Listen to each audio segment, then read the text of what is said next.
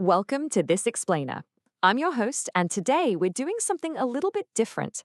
We are stepping fully into the role of the strategist. But listen, instead of a football pitch, our arena today is the examination hall. And our playbook? It's designed to completely decode the examiner's mindset for Cambridge physics. Now, we are looking specifically at the AS and A-level physics syllabus 9702, but make absolutely no mistake whether you're tackling 0625, 0652, 0654, 0972, or 5054, the tactical formations we're going to discuss today are going to completely revolutionize your approach. Seriously, it's a game changer. Our focus today is a heavyweight topic, one that appears in virtually every single examination series without fail: momentum, Newton's three laws of motion, and that fundamental concept of weight, W equals mg. I want you to think of this explainer as your absolute masterclass in formation, tactics, and execution. We aren't just learning standard physics today. No, we are learning how to outplay the defense. We're talking about those invisible barriers that examination questions put up to test your true foundational understanding. Okay, so grab a pen, get focused, and let's dive right into this and look at exactly how we can guarantee maximum marks on your next paper. So let's kick things off with the absolute core challenge. Why do students find applying concepts to unfamiliar contexts so incredibly hard? I mean, this is the big hurdle, right? Every single year, thousands of brilliant, hardworking students memorize Newton's three laws perfectly. They know that force equals mass times acceleration. They know that every action has an equal and opposite reaction. And they can literally recite W equals mg in their sleep. But then, they sit down, they face a dynamic, unfamiliar past paper question, and they just lose crucial, entirely avoidable marks. To understand exactly why this happens, let's look at a classic scenario. Imagine two typical students facing a real Cambridge physics past paper question on momentum. On the left side, we have Alex. Now, Alex's answer is just a massive overload of raw physics facts. It's basically a brain dump of everything they've ever learned about momentum, but there is absolutely zero analytical structure. It's just a wall of text. Then, on the right side, we have Sam. Sam's a bit different. Sam rushes the tactical execution entirely. Sam calculates a number really quickly, gets a final value, but completely misses the command word requirements of the question itself. When we look at their flawed answers side by side, covered in those glaring red pen marks from the examiner, the real problem becomes crystal clear. Memorization is not strategy. Knowing the formula is just having the ball at your feet. But actually scoring the goal, that requires reading the field. And honestly, that brilliantly illustrates exactly why we need a clear strategic roadmap today. We are going to demystify exactly what the examiner expects from you on this specific physics module. Here is our playbook for today. Section 1, the exam challenge, depth over breadth. Section 2, the method mark strategy, process is power. Section 3, we will uncover the top 3 examiner warnings straight from the principal examiner reports. And finally, Section 4, mastering higher order objectives. Let's get right into it. Stepping right into Section 1, the exam challenge, depth over breadth. We're laying down the foundational tactics here.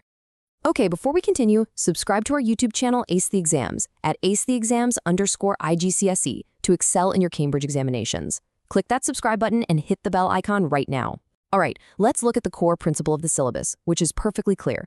The assessment framework prioritizes analytical depth over superficial breadth. So what does this actually mean for you when you're dealing with momentum and Newton's laws?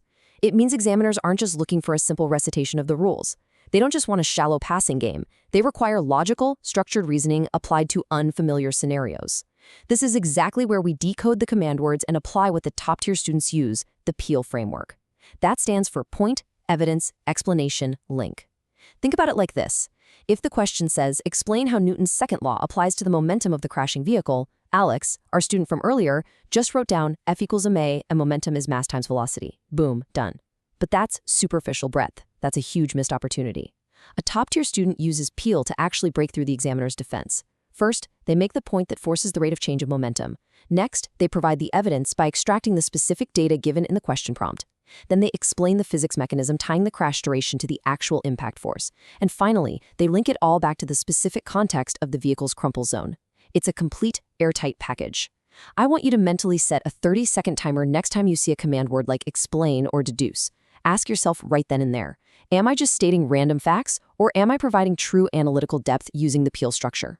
Moving on to Section 2, and this is an absolute game changer. The method mark strategy, process is power. The most successful candidates, the ones who consistently outplay the exam defense every single time, understand a massive insider secret. Marks are frequently awarded for the analytical process itself, not just the final numerical result. Imagine looking at your paper and seeing those harsh red pen marks suddenly transforming into green check marks. That transformation happens the second you shift your focus from simply hunting for the final number to systematically demonstrating your physics reasoning step by step. The method mark strategy is essentially the examiner's practice of awarding marks for demonstrating the correct procedural and analytical process, regardless of whether you got the final calculation right. The crucial point here is this. When you're tackling complex momentum problems, let's say you've got an inelastic collision involving two objects on a frictionless track. Showing your systematic process is your ultimate safety net. If you fumble the calculation at the very last second because you punched the wrong digit into your calculator, but you clearly wrote out the conservation of momentum equation, substituted the correct initial values, and showed your algebraic rearrangement, the examiner is still going to award you the majority of the marks. Process is your undeniable proof of understanding. Stop scrolling. Subscribe to our YouTube channel, Ace the Exams, at acetheexams_IGCS to excel in your Cambridge examinations. We've helped thousands of students improve by 2 to 3 grade boundaries. Join them right now by subscribing to at acetheexams_IGCS and turn on all notifications so you never miss our weekly exam strategy sessions. Okay, so how do we actually execute this process? Here is the definitive 5-step procedural framework. Think of this as your cheat code, our physics success blueprint for deconstructing and solving literally any Newton's Law exam question. Let's walk through it, and as we do, I want you to imagine a 60-second visual timer in your head for your first rewrite attempt. Step 1. Identify key elements and extract data. You need to scan the text and tables, pulling out the mass, initial velocity, and time. Get it all organized. Step 2. Apply relevant principles. This is where you declare your tactical formation to the examiner. For example, explicitly write down, by the principle of conservation of momentum. Don't make them guess what you're doing. Step 3. Execute analysis with clear working. This is exactly where Alex and Sam failed. You need to show the algebra before you ever plug in the numbers. Step 4. Verify results. Check for basic reasonableness. I mean, does an acceleration of 5,000 meters per second squared make sense for a falling apple? Probably not, right? Catch those errors early. Step 5. Present an appropriate format. We're talking proper SI units and correct significant figures here. If you apply this 5-step framework, I promise you, your answers will transform from messy, rushed paragraphs into beautifully structured, undeniable proof of your physics mastery. All right, let's shift our focus to Section 3, the top 3 examiner warnings. We are looking directly into the exact pitfalls identified by senior examiners. Let's look at these top 3 mistakes straight from the principal examiner reports, because these are costing students valuable grades every year. First, using the wrong approach for the wrong context. Second, forgetting to check format and presentation. And third, providing answers that are not specific to the given context. To really lock this in, let's start Challenge 1 of our mental interactive workshop, the data scan. I want you to imagine a complex physics chart right now. It's showing the velocity of a skydiver over time, and you've got a 60-second countdown timer ticking away. Go. The biggest trap students fall into here is panicking and just throwing out generic physics facts. They might just write, W equals mg means weight pulls him down. But wait, that is not specific to the context. The examiner doesn't just want a definition. They want you to extract the core trend from the data. They want you to say that as velocity increases, air resistance increases until it balances the downward gravitational force, W equals mg. This results in zero resultant force and terminal velocity. That's Newton's first law in action. Context is absolutely everything. You have to read the play. Now we're contrasting poor presentation with the strict conventions examiners demand. And this brings us right into Challenge 2, Find the Flaw. I want you to imagine a flawed sample physics paragraph that reads like this. The momentum goes into the other block, and the weight makes it heavy. All right, where are the lost marks? Did you spot them? It's the extremely sloppy terminology. Think about it. Momentum doesn't just go into another block. It is transferred. And weight doesn't make an object heavy. Weight is the gravitational force acting on the mass. Using strict conventions means using proper headings, correct terminology, appropriate formats, and incredibly clear annotation.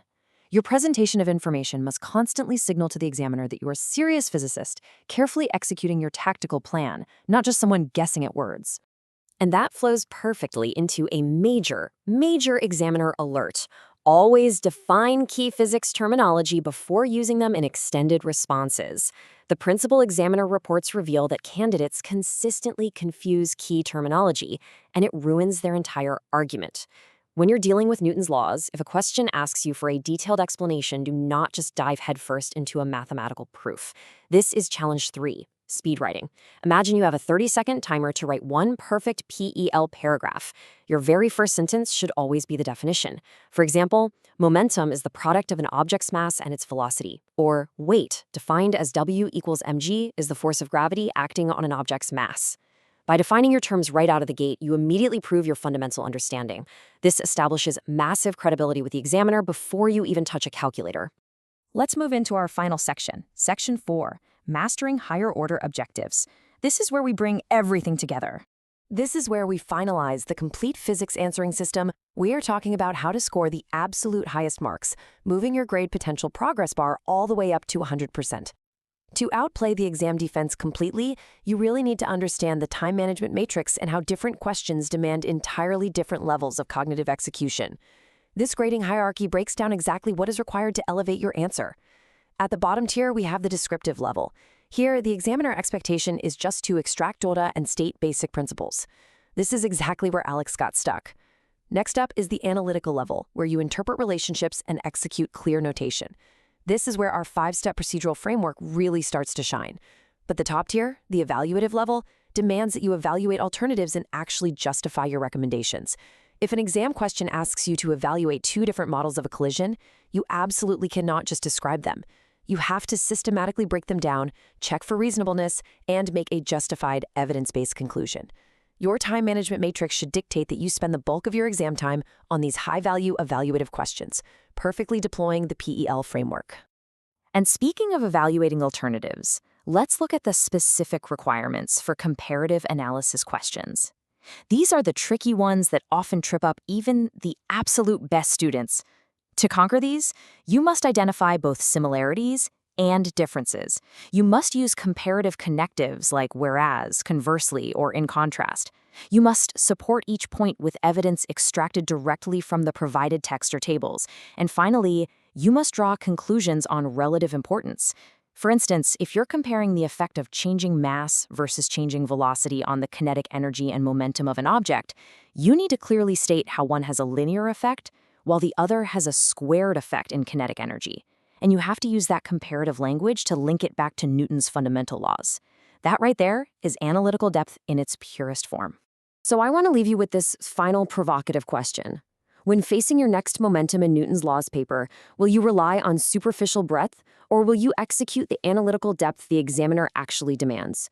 Will you be like Alex, just dumping raw facts onto the page, or will you apply our 3 rules that guarantee top marks: command word decoding, PEL framework application, and the time management matrix? Students who implement these physics strategies see an average improvement of 2 grade boundaries, but only if they practice consistently with our weekly videos. Here's your final reminder. Subscribe to our YouTube channel, Ace the Exams, at acetheexams_IGCSE to excel in your Cambridge examinations. Subscribe right now to acetheexams_IGCSE and click that bell. Don't let another exam pass you by. Drop a comment below with your target grade for physics and the biggest challenge you're facing. Our team responds to every comment. Like and share this video with a study partner. Ace the Exams. Your Cambridge success starts here.